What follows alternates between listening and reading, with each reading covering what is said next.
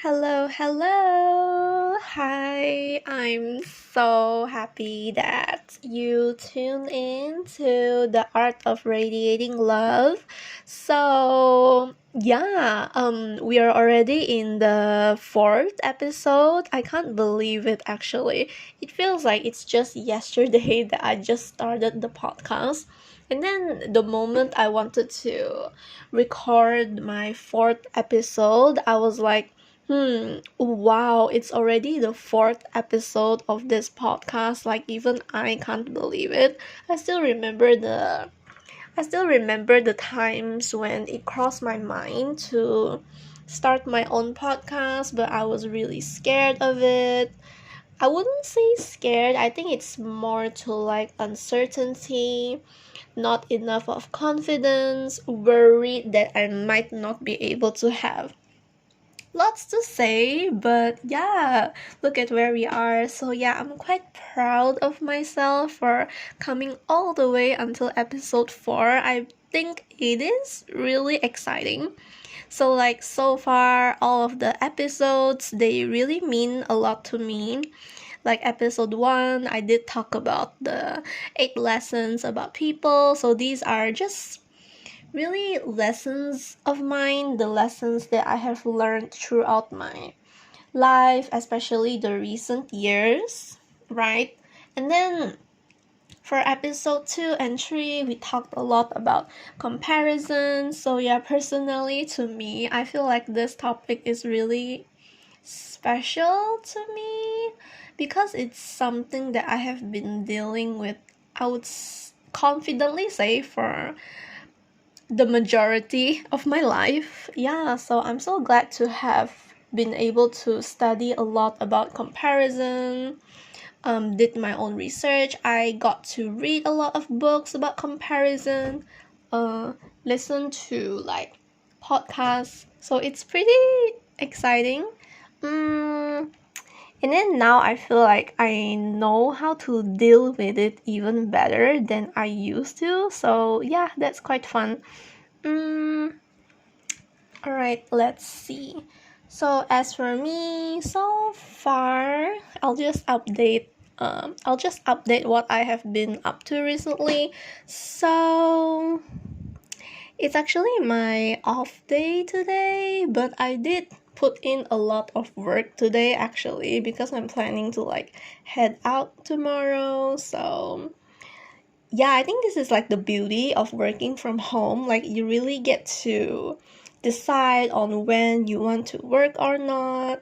Of course, there are a lot of things that are pretty fixed because I am a teacher, right? So yeah, most of the time the classes are pretty much fixed throughout the week, but but things like tasks like lesson plans, research, like preparing for your classes and marking and everything. That one we pretty much are able to do it anytime we want, anytime we feel comfortable doing, or yeah, just make sure you put in the hours. So yeah, um, where was I? So yeah, back to what I was saying, right? I would say I'm really, really proud to have been on this journey, and hopefully if you are listening, I hope that you have listened to the first 3 episodes because I'm really, really proud of what I have created. Although I know it's far from perfect, I do notice I stutter at times, mostly because I feel like I am quite new with all of this, so please do bear with me. I promise there will be gradual improvement, steady improvement. So, yeah. So, recently I have been just teaching and then just chatting with my friends. So, recently I picked up a new book. So, it's actually called The Bone Season. Actually, I have heard of this book for such a long time already, but I never bothered picking it up, mostly because of the blurb that I wasn't really interested. in the blurb, I think I was interested with it, but the MC, so like in the book world, right, we call MC as main characters.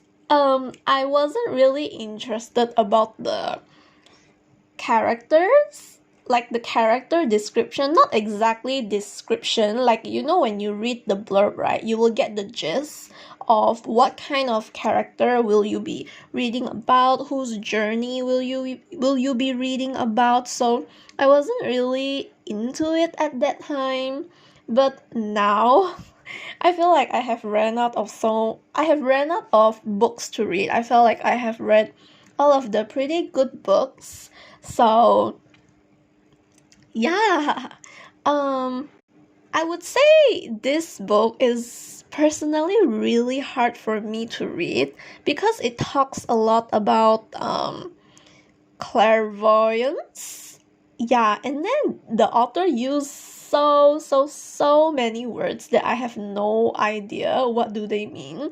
I'm not sure if the author I think a lot of the words were part of the world building, right? So the author did came up with like these terms and everything, but then at the back of my mind I was like, I think this word is legit, right? And then when I tried to Google, I was actually using my Kindle. So I tried to search for the meaning. When you're using a Kindle, right, you can actually long press the word and then the definition would come up. So the definition didn't come up. I was thinking like, is my dictionary broken or is my dictionary limited in any way? But yeah, when I googled the word, I noticed, oh, okay, so this is actually a term in that story itself. So yeah, I have been reading, I have been teaching, I have been journaling a lot. So it's March, right? So I'm not sure if I did mention this. Yeah, I think I did mention this before, but each month I try to tackle a problem that I have, like in January. Yeah, so that's my plan for 2024. So in January, I was actually reading articles, listening to podcasts, watching self-development videos on everything confidence related, because I'm just trying to build my confidence at that time. And then in February, I studied a lot about financial management because I felt like I wasn't really good in that department. So now that February is over, after spending 30 days just studying a lot about financial literacy, right, I feel like I know what I have to know, like I know all the things that I should know, but obviously there are a lot of things that I still have no idea what they're about. So like things to do with like investments. I don't know, I feel like investments are really complicated. Like what how do you like pick stocks and everything? I think there's like a science behind all of that, but yeah, I don't understand all the crazy things. But yeah, I do invest in like money market funds.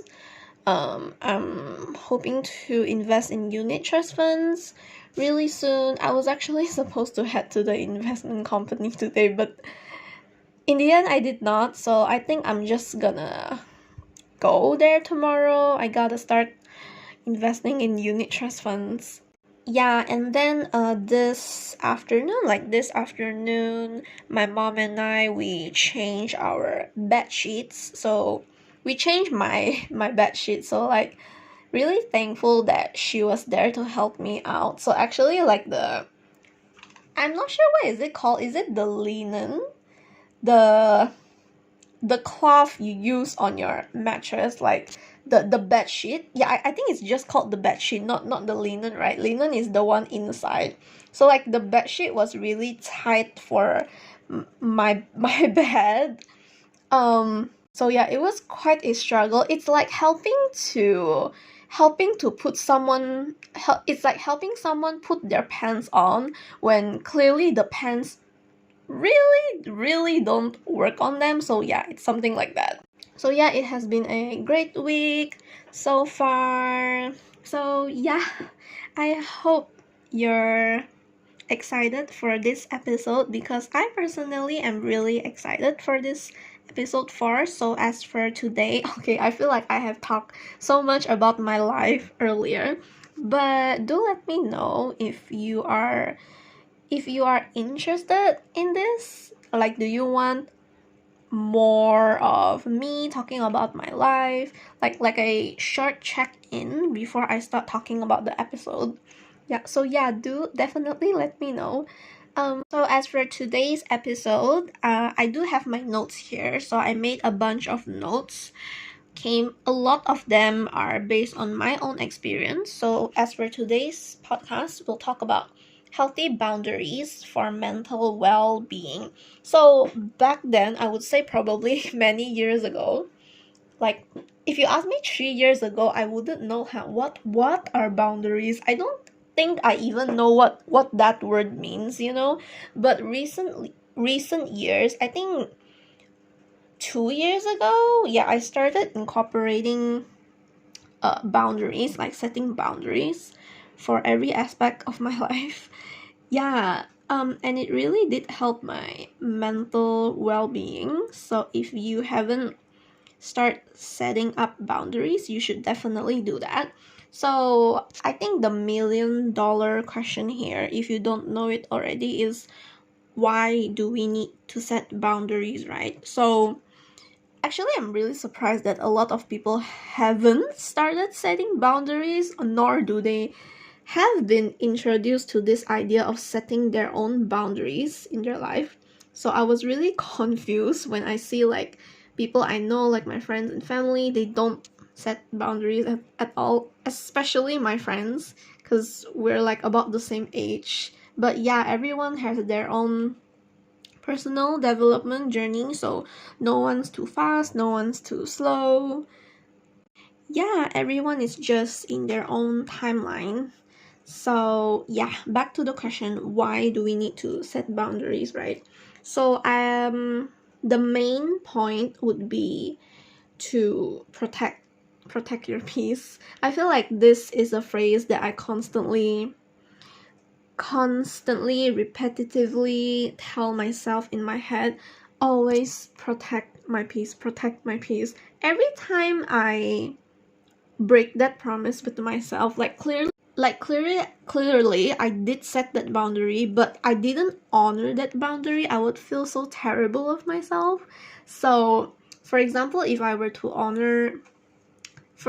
I said that, okay, today I'm gonna protect my peace, and then in the end, I did not honor that boundary. I would feel so terrible of myself, and then the next day, I would wake up feeling like, oh, why did I not do what I said I would do, right? So yeah, definitely, it's to protect your peace. So, one thing about protecting your peace, right, is because when you set boundaries, when you limit your screen time, right, it wouldn't trigger your head to think about comparison. Now, I'm not sure about you, but personally, I compare myself with people a lot, and it's not fun at all. I literally made 2 episodes about comparison just for this. So yeah, like I said, it's not really pretty. So protect your peace, limit your screen time, don't let yourself be contactable 24 hours a day, because your time is yours and it is valuable, it's precious. Guard it with your life. Time gone is life gone. So if you limit your screen time, right, like if you turn off your phone after your work hours, if you turn off your phone at night, having all of that time for yourself, you won't feel bad about being on your own timeline. Like, the thing about protecting your peace is to help you not have this comparison mindset, so that you won't feel bad about your own timeline.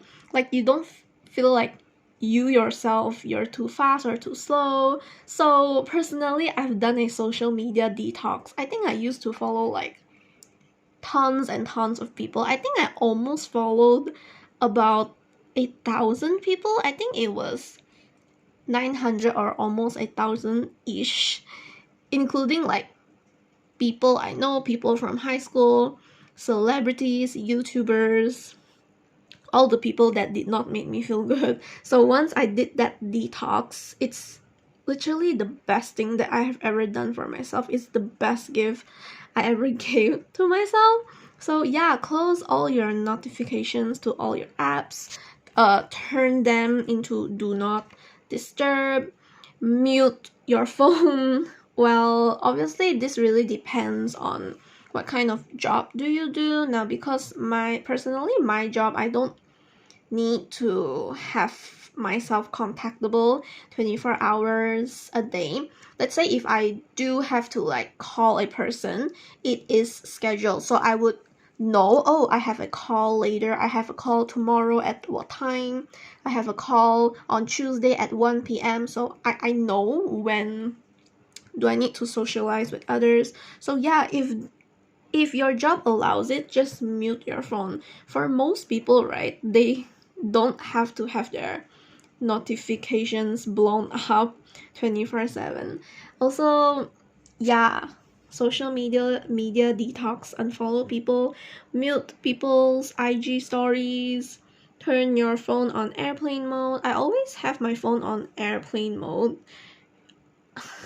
Yeah.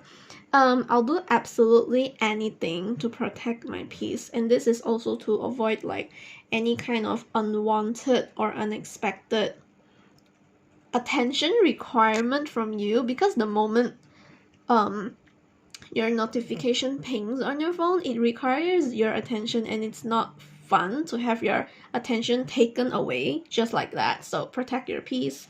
At the same time, you'll be able to avoid burnout and stress from that. And then the second point, other than protecting your peace, is that when you set boundaries, especially with people, you won't get walked all over like a doormat. Yeah. So the thing is, I used to have people pleasing tendencies, but not anymore. I think I still do have it in a way, but now I'm pretty much just rigid and firm with myself, so I don't always say yes anymore, not unless if it's like a yes that I'm truly confident about. So like for example, sometimes in my job I do get asked to like teach another class for another teacher. Now back then I would say no. I would say now I would still say no if I really can't teach on that time, or if I already made other plans, but mostly I just say yes, not because I'm trying to people please or anything like that, but mostly because when I say yes, I get to learn more from there. So yeah, it really depends on you. Don't always say yes, but if it's something that you're really interested in and you get to learn from it, and it's like a solid loud yes, then you should say yes. Yeah, don't get walked over like a doormat. Don't let others take advantage of you so easily. Make it hard for them, because if you don't teach others how to teach you, right, they will treat you however way they see fit. So you need to set clear expectations of others on how to treat you, like what happened this morning. So I think, yeah, so this happened not early morning, this happened, yeah, really early morning. So I actually received like a message from my friend group chat, and I wasn't really happy about that because I felt like my boundaries have been crossed. So I communicated that boundary, and now my friends know what to expect. So yeah, make sure you let people know of your boundaries. You can't just expect them to find out, right? It's just like you're saying nothing and you're hoping someone and it's like you're saying nothing and you're hoping someone knows what's going on in your head. Kind of something like that. So make sure you communicate your boundaries clearly.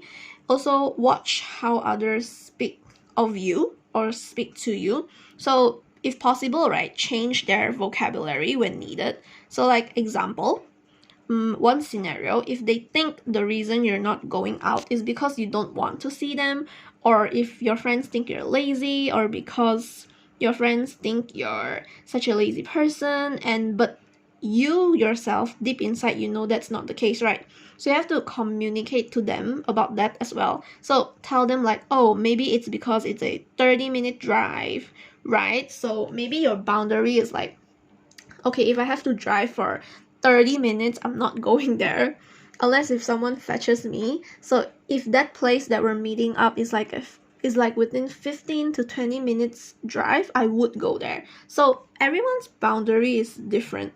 So make sure you communicate that again, whatever it is.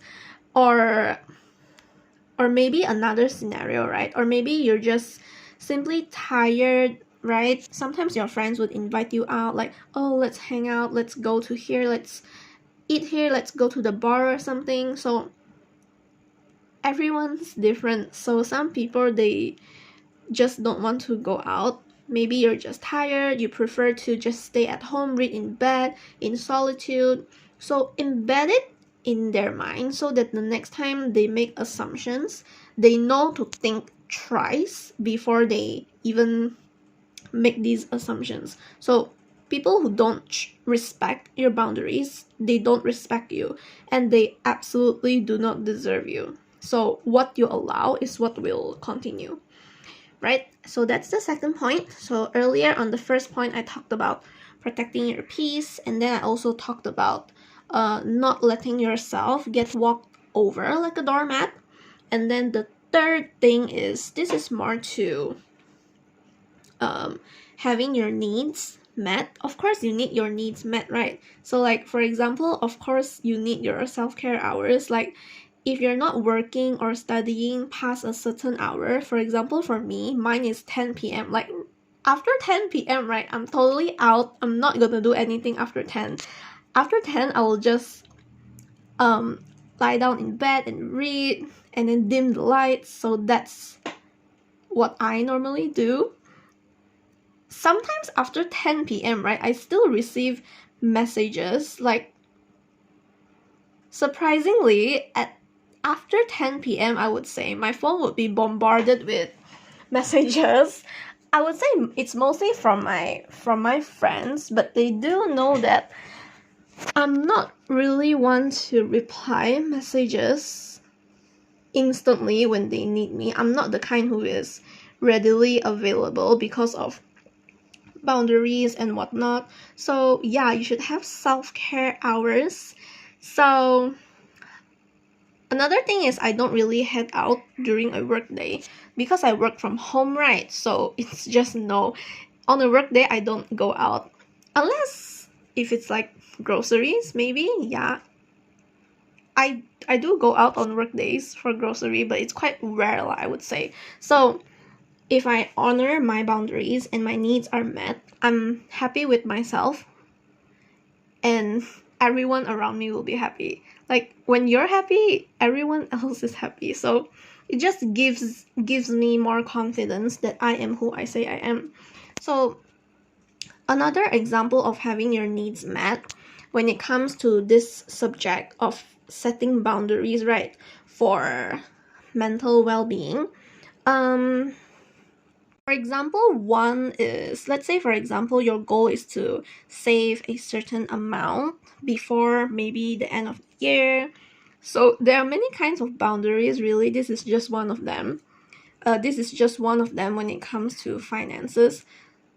Say for example, if you plan to like save like 10K before the end of this year, and then you have friends who invite you out, and then maybe you need to like buy presents here and there. So maybe you yourself would get sidetracked, and then you get distracted, and then you want to go online shopping or something all of the sudden. So if you set that boundary, right, you would be very clear and reminded of your goals, and you won't be sidetracked. So if you set the goal of saying, oh, I'm not gonna spend this certain amount, then you won't do that. And then at the same time, your needs are met, and then you get to be consistent with your finance goals. So yeah, that's the third point, having your needs met. That is one that I really honor above all else. And then the last point is definitely so why do we need healthy boundaries, right? So like the fourth one is definitely better relationships, especially with your loved ones. They will understand you better. So it really comes back to the topic of you communicating that boundary, right? So when you communicate your boundaries, you are assertive without the need for being aggressive. Others will know what you expect, and then they know what they can expect from you. So it's like a win-win, you know. So I feel like pretty much my friends and family, they pretty much know my boundaries already, and they know to respect them. But as for my friends, I think I don't communicate my boundaries enough, mostly because we are mostly just communicating through text. We don't really see each other face to face anymore, probably once or twice a year now, because my friends are actually not in town. I'm the only person in town. They're out working in the city, and then another friend is actually working in another town, so we're pretty much scattered all over all over the place. So I don't really get many chances of communicating my boundary, mostly because there's no need to, right? Because we're mostly just on phone. But definitely when we're doing like travel plans, or when we do meet up, I would definitely try my best to communicate the boundaries, right? This is still something that I'm still working on. It's not every day that I get to see people. Like even my job, my school, everything is online. I pretty much work from home. My friends are all online. The only people I have here are my family. So yeah, I'm just trying to be better at communicating my boundaries. I feel like this is something that a lot of people struggle a lot. Like you expect other people to know what's going on in your head, and then you expect them to honor your boundaries for you, but you yourself don't communicate it first. So if you're that kind of person, you should definitely be more mindful of it. So yeah, I feel like I have talked so much. But yeah, these are healthy boundaries for your mental well-being. Personally, I do all of this myself. If it doesn't work, I wouldn't talk about it, but because it works, and because it's so prevalent in my mind now, it's all I think about. Especially the protecting the peace. I feel like that's my mantra now. Like every day I'm like, protect my peace, protect my peace. Okay, after this time I can't turn on my phone. Okay, after this time I have to do my own thing. Okay, the time is mine. So yeah, so that's all for this episode. I'm actually really hoping that you would like the episode. I actually hope you enjoyed it as much as I enjoyed recording it. I feel like these days I'm much more confident in recording for the podcast compared to my episode 1. I feel like episode 1 I'm not that confident, mostly because it's still my first episode, right? But episode 2 was way better compared to episode 1, and I feel like episode 4 is definitely a major improvement. So do let me know, what do you think? Do you think there's major improvement, or is there anything that I can work on? Make sure you let me know about it. Definitely let me know about it. I'm really open to having constructive criticism. I promise I won't be offended or anything like that.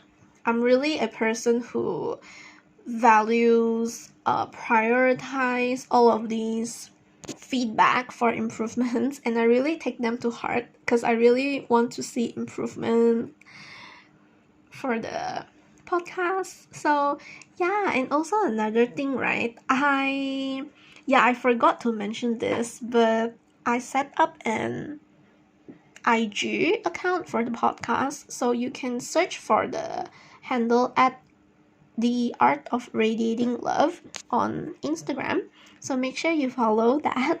And make sure you leave a rating in Spotify or Apple Podcasts. So yeah, I'm really proud of myself for the episode, for today's episode that I recorded. I'm really happy with what I have recorded, and I hope you are too. So yeah, I'll see you guys for the next episode. Thank you. Bye.